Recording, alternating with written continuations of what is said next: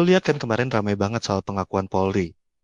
Mereka akhirnya jujur kalau ngusut kasus anggota yang berpangkat tinggi itu susah banget. Alasannya sederhana, karena banyak saksi yang justru takut ngomong. Bahwa mereka nggak bisa jujur, ada tekanan, ada ancaman, bahkan ada cerita saksi yang sampai meninggal. Kebayang nggak? Selevel lembaga sebesar Polri aja masih kewalahan ngadepin realita kayak gitu. Tapi kalau kita mau jujur ke diri sendiri, masalah ini bukan cuma ada di anggota kepolisian yang sulit ditindak karena pangkat tinggi. Kita bisa lihat juga di lingkungan sehari-hari, misalnya kasus yang sempat heboh di Prabu Mulih, anak wali kota Arlan, Aura, ditegur oleh pihak sekolah karena mobil yang mengantarnya masuk ke area sekolah saat hujan deras. Arlan kemudian memberikan penjelasan, dikutip dari Kumparan, ia mengatakan bahwa anaknya tidak menyetir sendiri, melainkan diantar sopir, dan kondisi hujan membuat banyak murid basah ketika kembali dari latihan drum band. Kasus itu lalu berkembang lebih jauh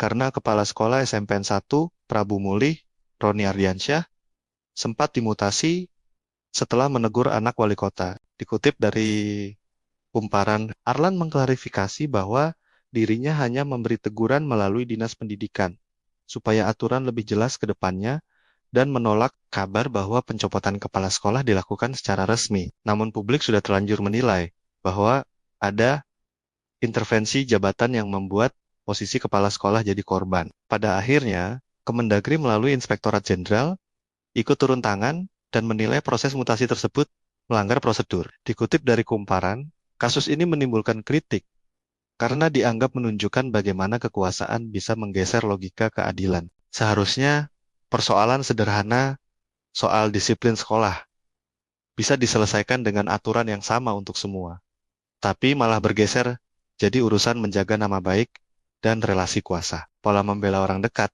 meskipun salah sebenarnya sudah lama jadi bagian dari kultur kita. Dari rumah tangga saja sudah kelihatan bagaimana anak yang salah seringkali ditutupi orang tuanya. Lalu pola itu terbawa ke sekolah, institusi, bahkan ke negara. Psikolog Lawrence Kohlberg dalam bukunya Essays on Moral Development 1981 menjelaskan bahwa perkembangan moral manusia terbagi dalam beberapa tahap. Tahap paling tinggi adalah post-conventional morality. Ketika seseorang berpegang pada prinsip keadilan universal, bukan sekadar mengikuti aturan kelompok, namun dalam kenyataan, banyak orang Indonesia justru berhenti di level konvensional, di mana mereka lebih mengutamakan harmoni kelompok dan takut mempermalukan keluarga dibanding menegakkan kebenaran. Fenomena ini juga sejalan dengan analisis Clifford Geertz dalam karyanya The Religion of Java 1960, yang menyebut masyarakat Jawa sangat menjunjung tinggi nilai rukun. Nilai ini membuat masyarakat cenderung menghindari konflik terbuka, bahkan jika itu berarti menutup-nutupi kesalahan. Dalam kerangka sosiologi, Robert K. Merton tentang group loyalty, loyalitas yang terlalu kuat pada kelompok bisa mendorong seseorang melindungi anggotanya meskipun salah. Artinya, ada mekanisme sosial yang secara tidak sadar mendorong orang untuk menutupi kebenaran demi menjaga stabilitas semu. Dari sisi psikologi sosial, eksperimen Stanley Milgram 1961 tentang kepatuhan menunjukkan bagaimana individu cenderung patuh pada otoritas meskipun diminta melakukan hal yang bertentangan dengan hati nurani. Albert Bandura dalam Moral Disengagement 2016 juga menjelaskan bagaimana orang seringkali mencari pembenaran agar tidak merasa bersalah.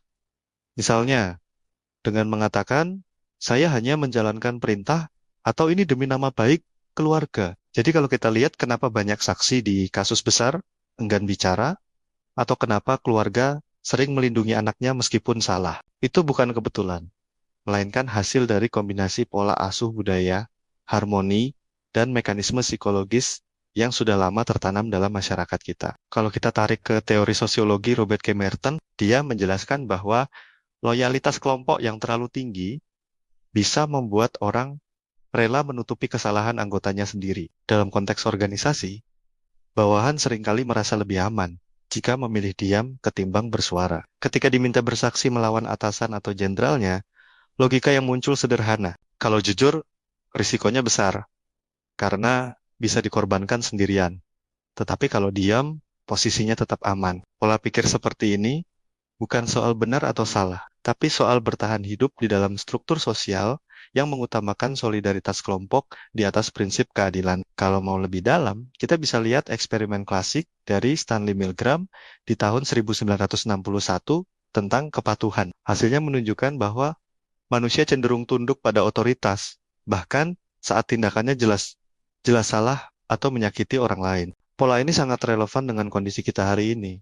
Ketika banyak orang memilih diam, bukan karena mereka tidak tahu bahwa sesuatu itu salah, tetapi karena figur otoritas di atas mereka sudah cukup kuat untuk mematikan keberanian bertanya dan melawan otoritas yang kuat, menciptakan kepatuhan buta yang pada akhirnya mengorbankan nurani. Albert Bandura dalam bukunya Moral Disengagement 2016 menjelaskan fenomena serupa melalui konsep moral disengagement. Intinya, manusia punya mekanisme psikologis untuk mencari pembenaran atas tindakan salah agar tidak merasa bersalah. Bawahan yang diam bisa bilang ke dirinya sendiri, gue cuma nurut perintah.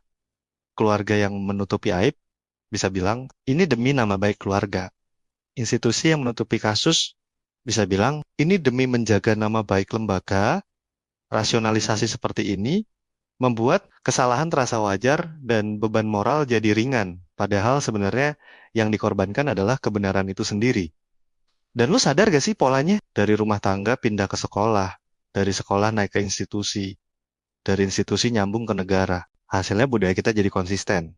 Kita jadi bangsa yang terbiasa nutupin salah orang dekat. Bung Hatta pernah bilang, kurang cerdas bisa diperbaiki dengan belajar, kurang cakap bisa diatasi dengan pengalaman.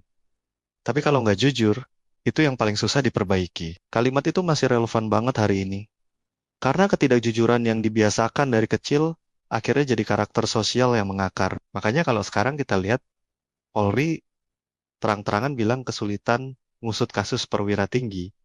Itu sebenarnya cuma cermin dari diri kita sendiri. Ini bukan semata soal polisi, tapi soal kita semua sebagai bangsa. Dari bawah sampai atas, dari rumah sampai negara, pola pembelaan buta ini udah mendarah daging. Kita susah banget lahirkan pemimpin yang berani, karena dari kecil pun kita udah dibesarkan dalam kultur yang ngajarin buat diem, nutupin salah, dan bela orang dekat, bukan bela kebenaran.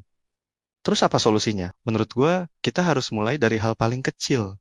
Dari rumah, biasain anak buat tanggung jawab sama perbuatannya. Kalau salah, biarin dia belajar, hadapi konsekuensinya. Jangan buru-buru jadi tameng, jangan buru-buru nutupin aib. Karena kalau dari rumah aja kita nggak berani ngajarin anak buat jujur dan tanggung jawab, jangan kaget.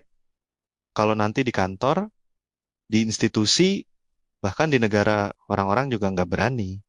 Jujur, masalahnya seringkali kita suka minta orang lain buat jujur, tapi kitanya sendiri nggak bisa jujur. Kita bilang mau pemimpin yang berani, tapi di rumah kita masih ajarin anak nutupin salah. Kita bilang mau aparat yang transparan, tapi sehari-hari kita masih seneng main aman dan cari jalan pintas. Jadi sebelum kita tunjuk jari ke polisi, pejabat, atau siapapun di atas sana, coba kita lihat dulu kaca di depan kita, jangan-jangan pola itu tumbuh subur karena kita sendiri yang pelihara sejak awal.